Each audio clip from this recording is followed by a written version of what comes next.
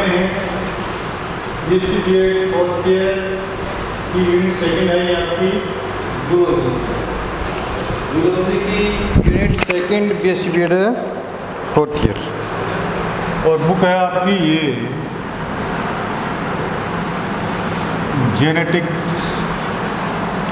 Genetics में हम पढ़ रहे हैं ओपेरोन मॉडल। इससे पहले की क्लास में स्टूडेंट हमने पढ़ लिया था ओपेरोन मॉडल के बारे में कि ओपेरोन मॉडल कितने प्रकार का होता है। 2 प्रकार का, एक तो होता है इंड्यूसिबल और एक क्या होता है रिप्रेसिबल, यानी कि इंड्यूसिबल और रिप्रेसिबल। अब ये इंड्यूसिबल जो होता है मैंने बताया था ये सामान्यतः क्या रहता है, ऑफ रहता है, और ये क्या रहता है, ऑन रहता है।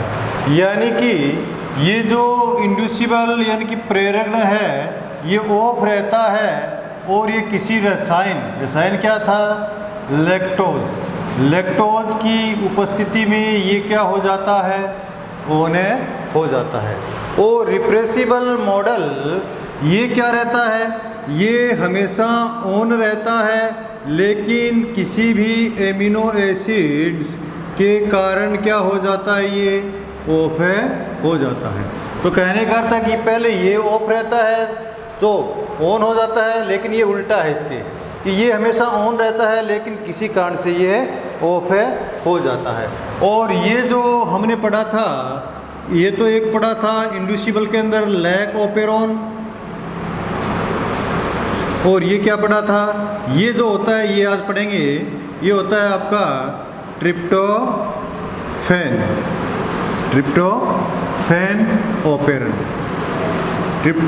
ओपेरोन, ठीक है। ये ट्रिप्टोफैन ओपेरोन पढ़ेंगे। तो स्टूडेंट्स आज हम पढ़ते हैं ट्रिप्टोफैन ओपेरोन। ट्रिप्टोफैन ओपेरोन क्या है ये देखो, ट्रिप्टोफैन ओपेरोन। अब ये उस लैक ओपेरोन के समान भी ट्रिप्टोफैन ओपेरोन का अर्थ क्या होगा, ये भी क्या होगा, जीनों का एक समूह होगा, ग्रुप ऑफ जीन, यानी कि ये भी एक जीनों का समूह होगा। और ये जीन इनके लिए क्या होगा, केवल एक ओनली वन क्या होगा, प्रोमोटर होगा। यानी जीनों का ऐसा समूह है जिनके लिए ओनली वन यानी कि केवल अकेला ही सबके लिए क्या होता है, प्रोमोटर होता है। और ये प्रोमोटर क्या करेगा, ट्रांसक्रिप्शन करेगा, और ट्रांसक्रिप्शन के बाद क्या होगा भाई, ट्रांसक्रिप्शन के बाद होता है ट्रांसलेशन, और ट्रांसलेशंस के बाद क्या बनते हैं कि विशिष्ट प्रकार की एक चैन बन जाती है, विशिष्ट प्रकार की एक प्रोटीन बन जाती है, ठीक है। अब ये जो ट्रिप्टोफैन चैन की एक प्रोटीन है ये क्या होती है, ये हमारी बॉडी के अंदर ये जो प्रोकैरियोटिक की बॉडी है उसकी क्या करती है, ग्रोथ में काम आती है, बॉडी ग्रोथ में काम आती है, यानी रेगुलर रूप से इसकी आवश्यकता होती है। तो इसके अंदर अब देखते हैं कि ये किस प्रकार से कार्य करता है। यदि हम इसकी स्ट्रक्चर देखते हैं कि ट्रिप्टोफैन मॉडल किस प्रकार से कार्य करता है और कौन कौन से इसमें जीन होते हैं और किस प्रकार की इसकी एक्टिविटीज़ होती है। तो इससे पहले स्टूडेंट कि लैक ओपेरोन में हमें पढ़ा था कि लैक ओपेरोन के अंदर लैक्टोज होती है और लैक्टोज को अंदर प्रवेश कराने के लिए जीन यानी कि प्रीमियस जीन होता है, और फिर जो लैक्टोज होती है लैक्टोज को तोड़ने के लिए कौन से होते हैं, बीटा गैलेक्टोसाइडेजिन और बीटा गैलेक्टोसाइडेज, और क्या होता है आपका एसिटिलेज एंजाइम बनते हैं, जो भी किस प्रकार से बन रहे थे, ट्रांसक्रिप्शन और ट्रांसलेशंस के द्वारा बन रहे थे। अब इसके अंदर क्या होता है, लैक ओपेरोन में क्या होता है, देखिए जो ट्रिप्टोफैन ओपेरॉन में क्या होता है? ट्रिप्टोफैन ओपेरॉन में यदि हम जीनी स्ट्रक्चर देखते हैं तो सबसे पहले स्टूडेंट्स आपको इसकी जीनी संरचना याद रखनी पड़ेगी। कैसे याद रखनी पड़ेगी कि मैं एक ये आपकी बना लेता हूँ जीनों का एक ग्रुप, यानी कि ओपेरॉन मॉडल का अर्थ क्या होता है? जीनों का एक ग्रुप ऑफ जीन, यानी कि ये एक जीनों का ग्रुप होगा आपका।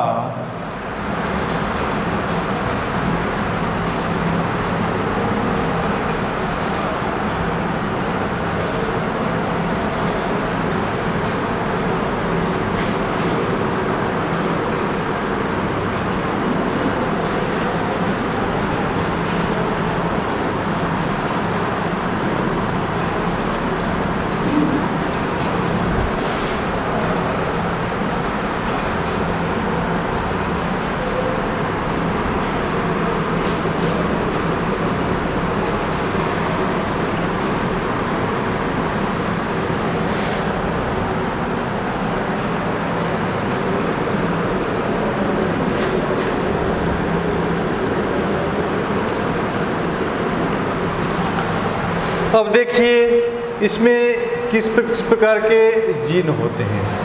यहाँ से शुरू देखो, इसको आप कभी भी याद रखो तो इधर से याद रखना, इधर से याद रखोगे तो आपके लिए सरल होगा, और इधर से याद रखना आपके लिए दुविधाजनक होगा। इधर से याद कैसे रखते हैं देखो आप,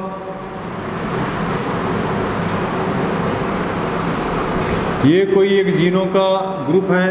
यहाँ पर मान लीजिए आप, यहाँ पर है A, B, C, D और E, और इधर से पढ़ोगे तो A, D, C, B, A, यानी कि इधर से पढ़ो आप A, B, C, D और E। ये जीनों का एक ग्रुप इतना है, और कुछ जीन और कुछ यहाँ पर है P,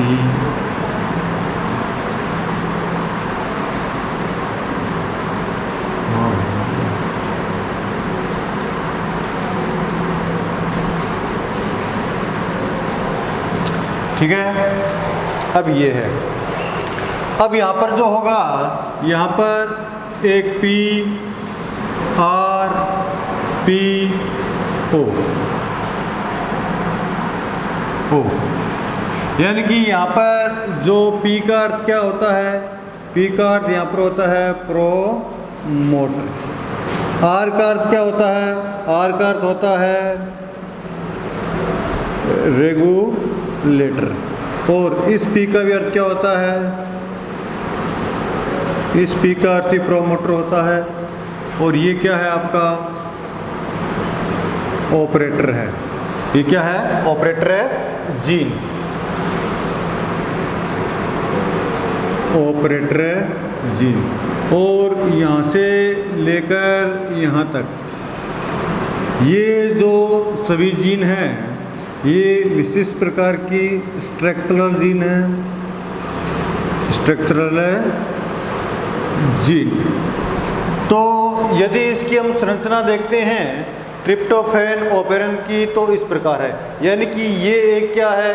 ग्रुप ऑफ जीन है, ग्रुप ऑफ जीन, इसका अर्थ ए ओपेरॉन है। ये एक प्रकार का क्या है? ओपेरॉन। सबसे पहले देखते हैं प्रोमोटर। ये प्रोमोटर क्या करेगा? प्रोमोटर क्या करेगा? प्रोमोटर यानी कि आरएनए के अंदर किसी भी चैन का संश्लेषण करेगा या नहीं करेगा? यानी कि प्रोमोटर क्या करेगा? ट्रांसक्रिप्शन करेगा। जब प्रमोटर यहाँ पर होगा, जब प्रमोटर यहाँ पर होगा तो यहाँ पर क्या जुड़ेगा? आरएनए पॉलीमरेज इसके साथ जुड़ जाएगा। जब इस प्रमोटर के साथ आरएनए पॉलीमरेज जुड़ता है तो यहाँ से ये चैन प्रारंभ कर देता है। चैन प्रारंभ किसकी करेगा? ये जो आपका रेगुलेटर है, रेगुलेटर की, रेगुलेटर का क्या होगा? यानी कि यहाँ से क्या बनेगा?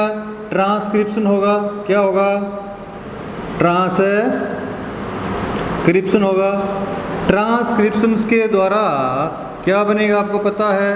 ट्रांसक्रिप्शन के द्वारा आपका ये बनेगा एक mRNA। क्या बनेगा? mRNA बनेगा। अब देखिए स्टूडेंट्स, mRNA से क्या बनता है? mRNA से बनता है mRNA से बनता है। mRNA से क्या होगा, इसका ट्रांसलेशन होगा। क्या होगा, mRNA का जब ट्रांसलेशन होता है तो क्या बनती है, एक विशिष्ट प्रकार की प्रोटीन, जिसे हम नाम क्या देते हैं, पी प्रोटीन। पी प्रोटीन यानी कि एक विशिष्ट प्रकार की प्रोटीन है बन जाती है। तो कहने का अर्थ है कि ये प्रोमोटर जब इससे आरएनए पॉलीमरेज जुड़ेगा तो ये अपना काम प्रारंभ कर देगा, और आर जो रेगुलेटरी जीन है ये क्या करेगा, ये ट्रांसक्रिप्शन होगा इसका, और क्या बनेगा, एमआरएनए बनेगा, ट्रांसलेशन के द्वारा पी प्रोटीन बनेगा। ये जो पी प्रोटीन होती है, ये पी प्रोटीन होती है, यानी कि प्रोटीन क्या है, प्रोटीन से एंजाइम बने होते हैं, तो ये प्रकार का एक एंजाइम होता है। तो ये जो एंजाइम आपका है इसको हम बोलेंगे एपो एंजाइम। क्या बोलेंगे, इसको बोल दो आप, ये जो प्रोटीन बनेगा इससे एक एंजाइम बनेगा, इसे बोलते हैं हमें एपो एंजाइम। एपो एंजाइम, ये एपो एंजाइम बन गया। और ये जो एपो एंजाइम है, एपो एंजाइम जो होता है वो हमेशा क्या होता है, अनएक्टिव होता है। कैसा होता है, अनएक्टिव। यानी कहने का अर्थ है कि प्रोमोटर से इसकी चेन बनेगी और चेन के द्वारा एपो एंजाइम बनेगा। ये एपो एंजाइम क्या है, अनएक्टिव रहता है।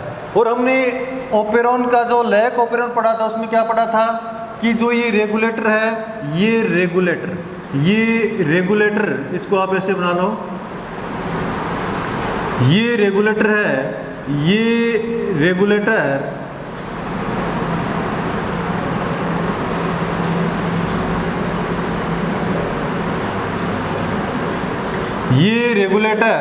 जब एक्टिव में होता है, कैसा होता है, एक्टिव होता है। जब ये रेगुलेटर एक्टिव होता है तो लैक ओपेरॉन में पढ़ा था कि ये यहाँ पर क्या हो जाता है, फिट हो जाता है। फिट होने का अर्थ है ये स्विच ऑफ कर देता है। यहाँ पर जब ये एक्टिव होकर फिट होगा स्विच ऑफ क्या कर देगा, ऑफ कर देगा। यानी कि ये किसकी तरह कार्य करता है, ये कार्य करता है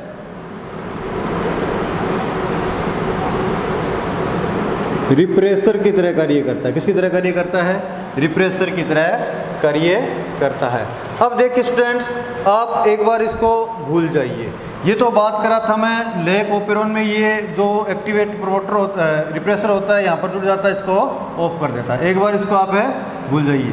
यानी कि इस जो प्रोमोटर है इसने क्या किया है, आरएनए पॉलीमरेज जोड़ने से इस रेगुलेटर की एक चेन बनाई और इससे क्या बन गया, एपो एंजाइम। एपो एंजाइम क्या है, अनएक्टिव है। अनएक्टिव है तो ये क्या रहेगा, इसके साथ नहीं जुड़ेगा। किसके साथ नहीं जुड़ेगा, ऑपरेटर के साथ नहीं जुड़ेगा। तो ये कैसा पड़े रहेगा, ये जो है आपका यहाँ पर जो ये रिप्रेसर की तरह कार्य करने वाला जो रेगुलेटरी है, ये क्या है,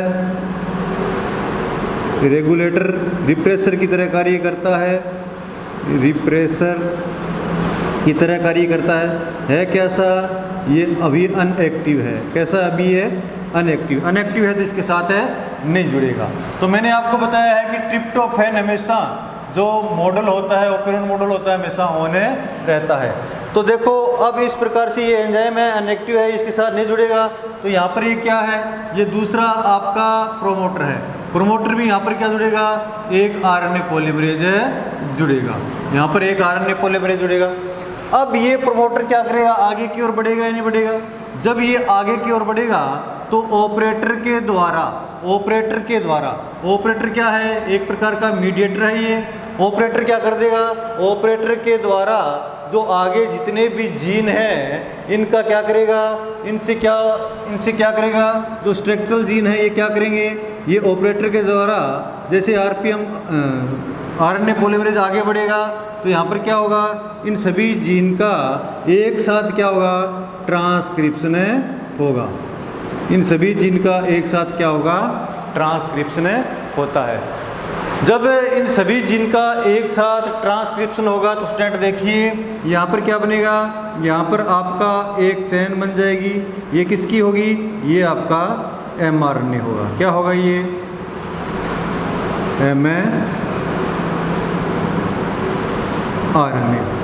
एमआरएनए। जब इसका ट्रांसलेशन होगा, जब इसका क्या होगा, ट्रांसलेशन, जब इसका ट्रांसलेशन होगा तो आपको पता है कि ट्रांसलेशंस के द्वारा यानी कि जो ट्रांसलेशन होंगे तो एमिनो एसिड से बनते हैं, तो एक प्रकार का एमिनो एसिड बनाएंगे। क्या बनाएंगे? एक प्रकार का एमिनो एसिड बनाएंगे। और इस एमिनो एसिड का नाम क्या होता है?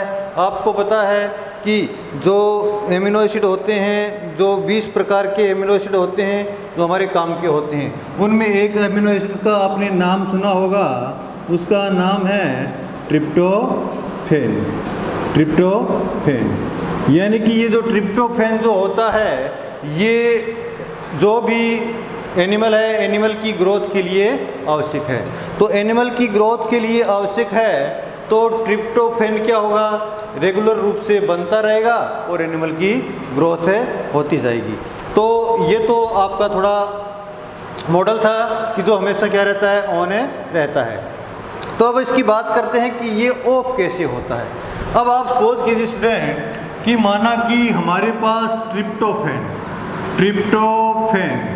ट्रिप्टोफैन किसी भी प्राणी के शरीर में ग्रोथ के लिए आवश्यक है, और जो रेगुलर रूप से जो ट्रिप्टोफैन बनने चाहिए, यानी कि वो उनकी संख्या मान लीजिए आप 100, यानी कि 100 ट्रिप्टोफैन प्राणी के शरीर में हमेशा होने ही चाहिए।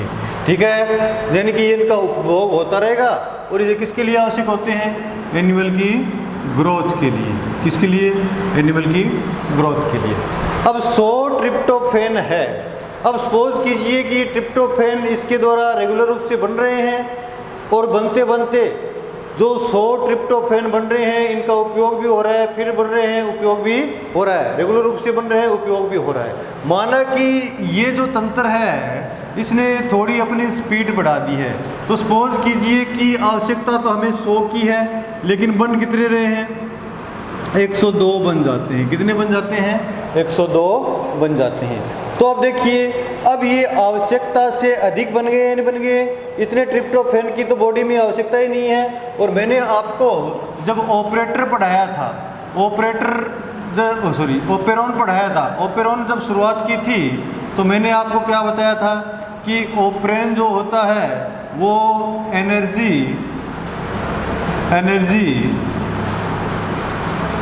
कंजर्वेशन की तरह कार्य करता है, यानी कि शरीर की ऊर्जा बचाने की तरह कार्य करता है। अब हमें तो आवश्यकता तो क्या है? शरीर को केवल 100 ही ट्रिप्टोफैन की आवश्यकता है, लेकिन बन रहे कितने हैं? 102। आपको पता है कि जब कोई भी mRNA से ट्रांसक्रिप्शन और ट्रांसलेशन की क्रिया के द्वारा प्रोटीन बनते हैं, तो इसमें किसकी आवश्यकता होती है? इसमें एनर्जी की आवश्यकता होती है। तो अब जो ये 2 ट्रिप्टोफैन एक्स्ट्रा बन रहे हैं, ये शरीर के लिए कोई काम के नहीं है। शरीर के लिए कोई काम के नहीं है, तो इसका अर्थ क्या है? ये एनर्जी वेस्ट कर रहे हैं या नहीं कर रहे हैं? तो जब देखो एनर्जी वेस्ट हो रही होती है तो क्या होता है कि ये जो ज़्यादा बने हुए ट्रिप्टोफैन हैं, 2 की संख्या में जो ज़्यादा बने हुए ट्रिप्टोफैन हैं, वो कहाँ जाते हैं? वो ट्रिप्टोफैन यानी कि 2 ट्रिप्टोफैन कहाँ जाएंगे? ये आपका जो सबसे पहले बना था एक रिप्रेसर, जो किसके रूप में पड़ा है? एपो एंजाइम के रूप में पड़ा है, और ये एपो एंजाइम के रूप में इनएक्टिव फॉर्म में है। लेकिन जब 2 ट्रिप्टोफैन इसके साथ जुड़ जाते हैं, किसके साथ? एपो एंजाइम के साथ। अब ये एपो एंजाइम के साथ जैसे ही 2 ट्रिप्टोफैन जुड़ते हैं, तो ये एपो एंजाइम अब एपो एंजाइम न रहकर क्या बना लेता है? होलो एंजाइम बना लेता है। क्या बना लेता है? Holo enzyme. और होलो एंजाइम जो होता है, वो आपका क्या होता है? एक्टिव होता है। होलो एंजाइम जो होता है वो आपका एक्टिव होता है। अब जब होलो एंजाइम एक्टिव है तो क्या होगा कि ये जो रेगुलेटर जो रिप्रेसर की तरह कार्य कर रहा है, ये भी क्या हो जाएगा? ये भी आपका एक्टिव हो जाएगा।